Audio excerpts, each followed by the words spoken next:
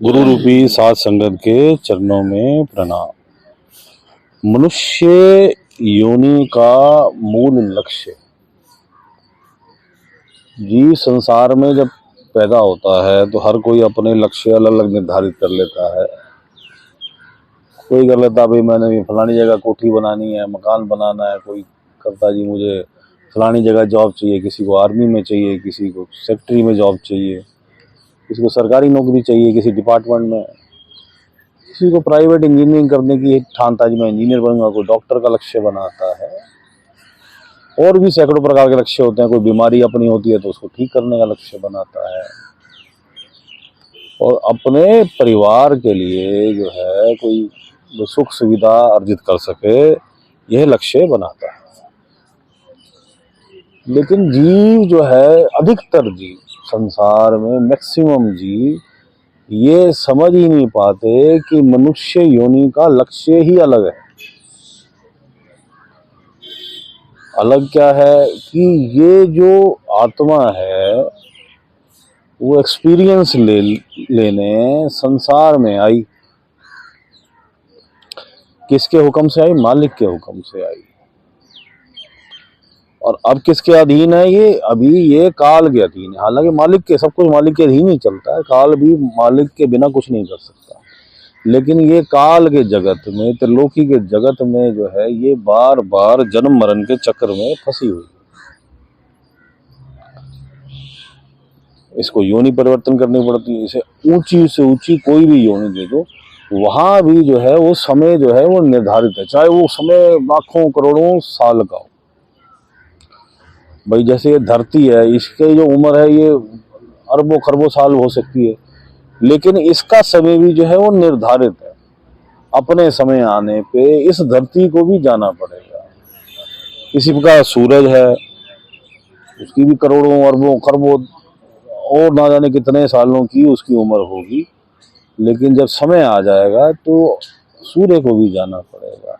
इसी प्रकार नक्षत्र, तारे, ग्रह, सबकी जो उम्र है वह तय है। और जीव जंतु तो दिख ही रहे हैं हमें कि जन्म लेते हैं फिर मर जाते हैं। किसी की उम्र जो है वो 1 घंटे की होती है, किसी की 10 मिनट की होती है, किसी की 1 दिन की होती है, किसी की 10 दिन की होती है, किसी की साल की होती है, किसी की 100 साल की होती है, किसी की 500, 1000, 2000 साल की होती है।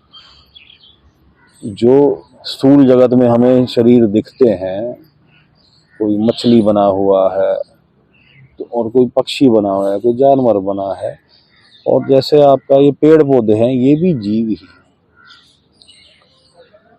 तो बड़े जतनों के बाद घूम घूम के जीव जो है वह मनुष्य योनि में आता है। चाहे वो देवता भी क्यों ना रहा हो, चाहे वो नक्षत्र तारे भी क्यों ना रहा हो, क्योंकि ये जो योनि है ये मोस्ट इम्पोर्टेंट है। बहुत ज्यादा जो है ये इसके महत्व है। इसलिए महत्व है कि परमात्मा ने एक नियम बना रखा है कि भाई जिस जीव को जीवन मरण चक्र से छुट्टी पानी है, तो उसे मनुष्य योनि में मिलेगी, और उसे पूर्ण गुरु के संग से मिलेगी। अगर वो पूर्ण गुरु की कृपा होगी तब मिलेगी, गुरु के बिना नहीं प्राप्त होगी। तो अब जब यहाँ इस योनि में आता है तो यहाँ जीव जो है काल के नाना प्रकार के चुंगल, जाल, छलावे जो है भांति भांति के, और मन में तो वो सदैव विराजमान ही है, जीव के साथ ही है। तो वह जीव को इस योनि चक्र से जीव ये ना सोचे कि जी मृत्यु होगी तो मुक्ति होगी। नहीं, ऐसा कुछ नहीं है। कई लोग बेचारे सुसाइड कर लेते हैं, सोचते मुक्ति होगी, बल्कि उल्टा वो एक और ट्रैप में फंस जाते हैं, प्रेत योनियों में चले जाते हैं, और एक पाप करके अपने जीवन को और जो है दुखदायी बना लेते हैं। इसलिए सुसाइड नहीं करना। कर्म तो तुझे भुगतने पड़ेंगे। आज मुझे अगर कोई कर्म तकलीफदायक मिल रहे हैं तो अगर मैं सोचूं कि भाई मैं ये इनको भुगतान नहीं करूंगा, मुझे कभी ना कभी तो ये भुगतने ही पड़ेंगे, चाहे मैं जो मर्जी कर लूं। तो ये सहज है कि भैया भुगत लो जो है उसको प्रेम भाव में। जो तकलीफें हैं, एक राज है संसार का, आप उस तकलीफ को अगर महसूस करोगे तो वो तुम्हें आपको पहाड़ जैसी लगेगी। और उसको संत जन को वो इतनी सी छोटी सी लगती है या बिल्कुल नहीं लगती, क्योंकि वह उसको महसूस नहीं करता। अपने मन पे उसका प्रभाव मत आने दो। जो तकलीफ है कुछ तो कुदरत प्रदत्त है, भाई शारीरिक है, कष्ट सहना पड़ता है, वह तो वह भी सजा। जब सूली पे भी संतों को चढ़ाया गया, संसार में बड़े एग्जाम्पल मिलते हैं, चाहे जीसस क्राइस्ट का हो, चाहे मंसूर का हो, चाहे गुरु तेग बहादुर का हो, चाहे गुरु अर्जन देव जी का हो, चाहे सरमन भगत का हो। इस सूली पे भी जब संतों को चढ़ाया जाता है तो वह उसको हंसते हंसते स्वीकार कर लेते हैं। उस दुख को जो है वह दुख नहीं मानते, मालिक का हुक्म मान के कहते शरीर है, शरीर ले जाओ भाई। आत्मा तो जो है उस परम आत्मा में हंस बन चुकी है और उसमें समा चुकी है, बूंद सागर में समा गई है, जीते जी समा गई है। तो हे तुम इस काल के खेल को समझो और इससे निकलने के चेष्टा करो। उसके लिए क्या करो? ख्वाहिश उत्पन्न करो। ख्वाहिश क्या? ख्वाहिश मालिक से मिलने की, परमात्मा से मिलने की ख्वाहिश उत्पन्न करो। अगर है शौक मिलने का तो हरदम लो लगाता जा। अगर तुझे शौक हो जाए परमात्मा से मिलने का, तुझे ख्वाहिश हो जाए, तेरी तमन्ना हो जाए कि मैं परमात्मा से मिलूं, तो उसके साथ प्रीत लगा। साची प्रीत हम तुम स्यों जोड़ी, तुम स्यों जोड़ी अवर संग तोरी। तो भाई आपसे परमात्मा जोड़ दी प्रीत और संसार से तोड़ ली। भाव कि संसार में मन जो है वो टिकाया ही नहीं, चाहे वो बीवी बच्चे हैं, चाहे संसार के धन वैभव हैं, चाहे वहाँ संसार के ओहदे हैं, चाहे ये खेत है, कल्याण है, चाहे महल है, मकान है, चाहे ये गाड़ियां हैं, चाहे ये सोना चांदी है, चाहे स्त्रियां हैं, स्त्रियों के लिए पुरुष हैं, चाहे कुंबा परिवार जाति मजहब जो है ये है। प्रीत प्रीत उससे, साची प्रीत तुम स्यों जोड़ी, परमात्मा से। तो इस खेल को समझ के उस लक्ष्य को निर्धारित करो कि क्या, कि भाई मुझे तो प्रीत जोड़नी है अपने प्रीतम से। मेरा प्रीतम कौन? परमात्मा, मालिक, अल्लाह। वह राम जो कण कण में समाया है, वह अकाल पुरख, अनामी पुरुष, सत्य पुरुष, जिसके पास पहुंच के यह आत्मा जीवन मरण चक्र से मुक्त हो जाती है। और जो स्थान तेरा निज धाम है, तेरा ट्रू होम है, सच्चा घर है, यहाँ जो तूने घर बना रखा है ये तेरा किराए का घर है। तू खरीद के भी से अपना मत सोच। ये शरीर जो तुझे मिला हुआ है ये भी तेरा एक किराए का घर है। ये कर्मों का किराया का लेन देन है। इसमें सुख का भी हिसाब है, इसमें दुख का भी हिसाब है। दोनों खाते हैं, दोनों खाते अपने अपने समय पे आते हैं और चले जाते हैं। और ये किराए रूपी शरीर जो है एक ना एक दिन जो है प्रत्येक प्राणी को त्यागना पड़ता है। और ये जो तत्व हैं 5, ये अपना अपना हिस्सा वापस ले लेते हैं।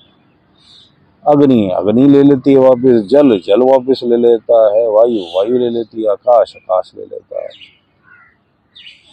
और इस प्रकार 5 तत्व जो है अपना अपना जो है हिस्सा ले लेते हैं। चाहे तू उसे दफना दे धरती में तब भी वह ले लेते हैं, और चाहे तो उसको जला दे तब भी वह ले लेते हैं। और चाहे वह जो शरीर है वो किसी जंगल में पड़ा रहे, उसे चील कौए जानवर खा जाए तब भी वह ले लेते हैं। तो ये इनका हम किराएदार हैं। इसको, ये शरीर जो है, इस शरीर को तो यहीं त्याग के जाना पड़ेगा। ये परमानेंट ना कभी किसी का था, ना किसी का है, ना किसी का रहेगा। देवताओं को भी अपना सूक्ष्म शरीर त्यागना पड़ता है। समय आने पे देवताओं को भी अपना शरीर छोड़ना पड़ता है। ये हमारे शरीर की तो बात ही छोड़ो, जो उनका सूक्ष्म शरीर है वह उसे त्याग के जाता है। उसके आगे जो है कारण शरीर जो है ऊपर के जगत में, उसे भी त्यागना पड़ता है। जहाँ संचित कर्मों का जीव भुगतान भी करता है, तो जीव को वो शरीर भी त्यागना पड़ता है, तभी जाके वह जीवन मरण चक्र से मुक्त होता है।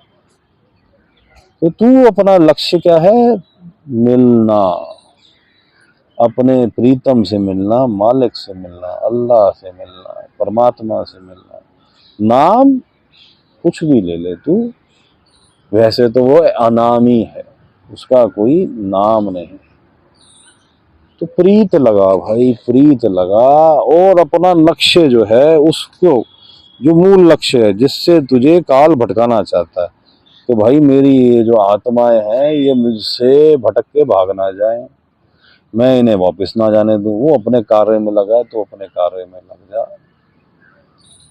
और इस संसार में जो तूने छोटे मोटे लक्ष्य बनाए, ठीक है, संसारिक कर्म करता रहे, परिवार का तू भरण पोषण कर, जॉब में अपने जॉब का कर, सच्चाई से कर, दुकानदारी है दुकानदारी कर, सच्चाई से कर, आर्मी में रह, सच्चाई से रहे, लेकिन ध्यान परमात्मा में। तेरा मूल लक्ष्य जो है, ये अनमोल जीवन जो है तुझे बड़ी बेशकीमती, बड़ी मुश्किल से मिला है, इसको तू कोडियों में मत गवा, सिक्कों में मत इसको खर्च कर दे।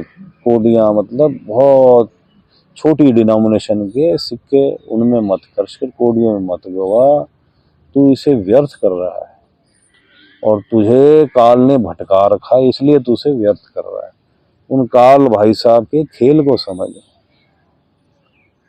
वो हर वक्त तेरे अंदर ही बैठ के तुझे भटकाते हैं, और तेरा ये व्यर्थ जो तुझे जीवन मिलता है, मनुष्य योनि मिलती है, इसको व्यर्थ करा के फिर तुझे दूसरी योनियों में डाल देते हैं, और वहां तुझे कर्मों के दंड, और यहाँ भी तुझे कर्मों के दंड और कर्मों के भोग, कर्मों के पुण्य कर्मों के भी भोग वो भी भुगतने पड़ते हैं, और पाप के भी भुगतने पड़ते हैं। तो इन पाप पुण्य के ऊपर उठ जा, अकर्मा हो जा, सब कुछ जो भी कर्म कर रहा है परमात्मा को समर्पित कर दे। तू कुछ कर ही नहीं रहा, ना तू कुछ है, ना कुछ तू था, ना तू कुछ होगा। बूंद सागर में मिल गई तो सागर ही कहलाएगी। राम कबीरा एक भय, नहीं पहचाने जाओगे भाई, फिर मालिक ही है। जब राम राम करता राम ही हो गया, आत्मा मालिक मालिक मालिक करते मालिक ही हो गई, बची ही नहीं। वह जो आत्मा है उसमें समा गई। सागर से एक गिलास पानी ले आओ और सागर के अंदर फिर उड़ेल दो उस पानी को वापस, तो भाई ढूंढ लो, मिल जाएगा क्या? नहीं मिलेगा। इसी प्रकार आत्मा जो है उसमें विलीन हो गई, बूंद सागर होगी, नहीं कोई ना सके पहचाने। इस मकसद को पकड़ो, इस लक्ष्य को पकड़ो कि बूंद ने सागर में मिलना है, बूंद ने सागर में मिलना है, इस काल के खेल से निकलना है, बूंद ने सागर से मिलना है। अब हम मेडिटेशन पे बैठते हैं। थर्ड आई सेंटर, तीसरा तिल, दोनों आंखों के बीच में पीछे करके ध्यान परमात्मा की तरफ। ये हम घट में ध्यान कर रहे हैं, मालिक की तरफ। और अगर पूर्ण गुरु प्राप्त है तो पूर्ण गुरु में ध्यान, और पूर्ण गुरु द्वारा पंच नाम, विदेही नाम या सतनाम, जो भी, ये तीनों एक ही का नाम, ये अलग अलग नहीं है। ये हिंट है इसके कि इनका अगर मिला हुआ है पूर्ण गुरु से आपको, तो उसका स्मरण करना और उसमें डूब जाना, मालिक डूब जाना, कोशिश करना ध्यान को संसार से हटाना और परमात्मा में लगाना, संसार से हटाना, पूर्ण गुरु में लगाना, गुरु परमेश्वर एक हो जाए। मालिक सबका भला करे, मालिक सबका भला करे।